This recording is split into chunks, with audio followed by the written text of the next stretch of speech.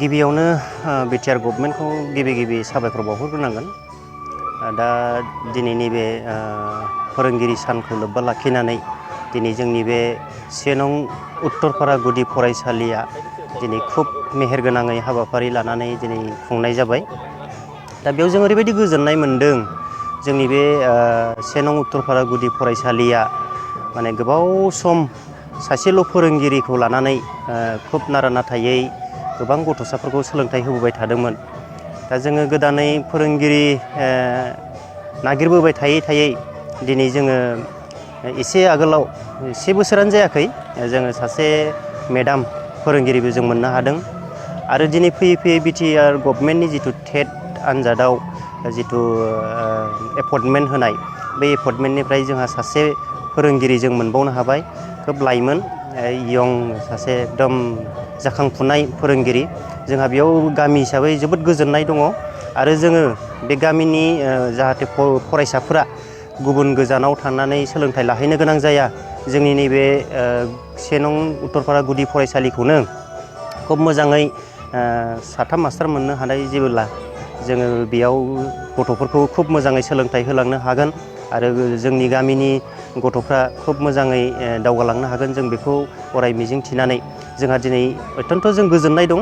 आरो जोङो गोदान फोरोंगिरि मोननायनि थाखाय जोंनि बे गामिया खोब रंजानाय, जों बेखिनिखौनो फोरमायहरगोन। आरो फरायसाफ्रा बुंनो थाङोब्ला जोंहा दा बे गामिया खोब गोरिब न'खर गोजाथ', गोरिब न'खर गोजा। आरो जोङो खमसे खम नेसनेल हाइवेनि 31 किल'मिटार बेकवार्ड, बुंनो थाङोब्ला हाजो खर' हाग्रा ओनसोल होनजायो बेयाव थानाय बे गामिया। गथिखे फरायसाया गोबां दङ।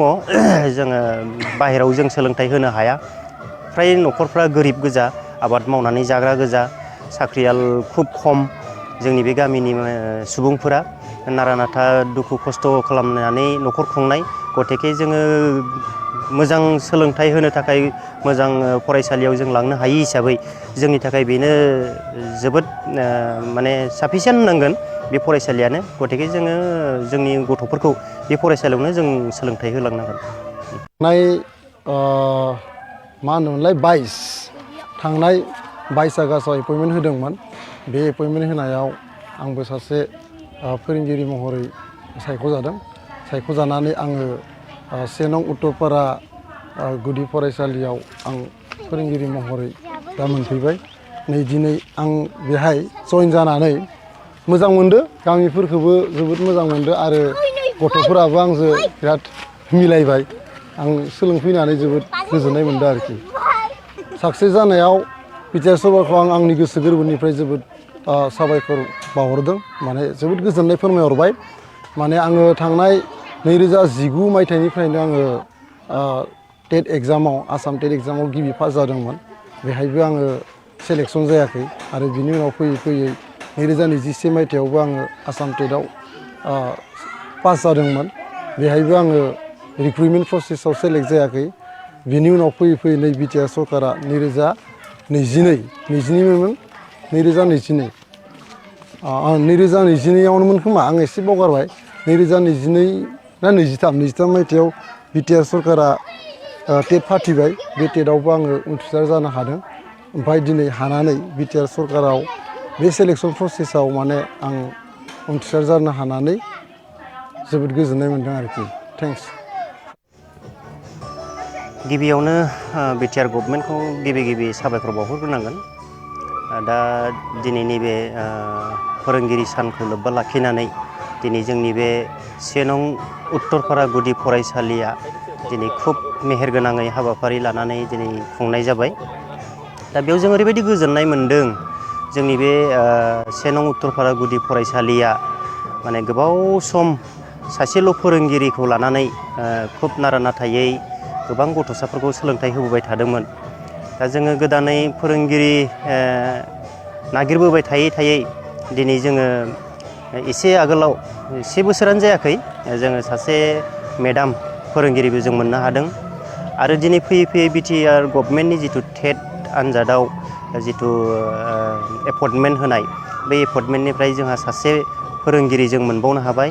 खोब लाइमोन यं सासे एकदम जाखांफुनाय फोरोंगिरि जोंहा बेयाव गामि हिसाबै जोबोद गोजोननाय दङ आरो जोङो बे गामिनि जाहाथे फरायसाफोरा गुबुन गोजानाव थांनानै सोलोंथाइ लाहैनो गोनां जाया जोंनि नैबे 1 नं उत्तरपारा गुदि फरायसालिखौनो खोब मोजाङै साथाम मास्टार मोननो हानाय जेबोला जोङो बेयाव गथ'फोरखौ खोब मोजाङै सोलोंथाइ होलांनो हागोन आरो जोंनि गामिनि गथ'फ्रा खोब मोजाङै दावगालांनो हागोन जों बेखौ अराय मिजिं थिनानै जोंहा दिनै अत्यन्त जों गोजोननाय दं आरो जोङो गोदान फोरोंगिरि मोननायनि थाखाय जोंनि बे गामिया खोब रंजानाय जों बेखिनिखौनो फोरमायहरगोन आरो फरायसाफ्रा बुंनो थाङोब्ला जोंहा दा बे गामिया खोब गोरिब न'खर गोजाथ' गोरिब न'खर गोजा आरो जोङो खमसे खम नेसनेल हाइवेनि 31 किल'मिटार बेकवार्ड बुंनो थाङोब्ला हाजो खर' हाग्रा ओनसोल होनजायो बेयाव थानाय बे गामिया गतिके फरायसाया गोबां दङ जोङो बाहेरायाव जों सोलोंथाइ होनो हाया फ्राय न'खरफ्रा गोरिब गोजा आबाद मावनानै जाग्रा गोजा साख्रियाल खुब खम जोंनि बे गामिनि सुबुंफोरा नारा नाथा दुखु खस्थ' खालामनानै न'खर खुंनाय गतिके जोङो मोजां सोलोंथाइ होनो थाखाय मोजां फरायसालियाव जों लांनो हायि हिसाबै जोंनि थाखाय बेनो जोबोद माने साफिसियेन्ट होननांगोन बे फरायसालियानो गतिके जोङो जोंनि गथ'फोरखौ बे फरायसालियावनो जों सोलोंथाइ होलांनांगोन मा होनोमोनलाय 22 थांनाय 22 आगष्टआव एपइन्टमेन्ट होदोंमोन बे एपइन्टमेन्ट होनायाव आंबो सासे फोरोंगिरि महरै सायख'जानानै आङो 1 नं उत्तरपारा गुदि फरायसालियाव आं फोरोंगिरि महरै दा मोनफैबाय नै दिनै आं बेहाय जइन जानानै मोजां मोनदो गामिफोरखौबो जोबोद मोजां मोनदो आरो गथ'फोराबो आंजों बिराद मिलायबाय आं सोलोंफैनानै जोबोद गोजोननाय मोनदों आरोखि साक्सेस जानायाव बिटिआर सरकारखौ आं आंनि गोसो गोरबोनिफ्राय जोबोद साबायखर बावहरदों माने जोबोद गोजोननाय फोरमायहरबाय माने आङो थांनाय 2019 मायथाइनिफ्रायनो आङो टेट एग्जामाव आसाम टेट एग्जामाव गिबि पास जादोंमोन बेहायबो आङो सेलेक्सन जायाखै आरो बिनि उनाव फैयै फैयै 2021 मायथाइयावबो आङो आसाम टेटआव पास जादोंमोन बेहायबो आङो रिक्रुटमेन्ट प्रसेसआव सेलेक्ट जायाखै बिनि उनाव फैयै फैयै नै बिटिआर सरकारा 2022आवनोमोन खोमा आं एसे बावगारबाय 2022 ना 23 मायथाइयाव बिटिआर सरकारा टेट फाथिबाय बे टेटआवबो आङो उथ्रिसार जानो हादों ओमफ्राय दिनै हानानै बिटिआर सरकाराव बे सेलेक्सन प्रसेसआव माने आं उथ्रिसार जानो हानानै जोबोद गोजोननाय मोनदों आरोखि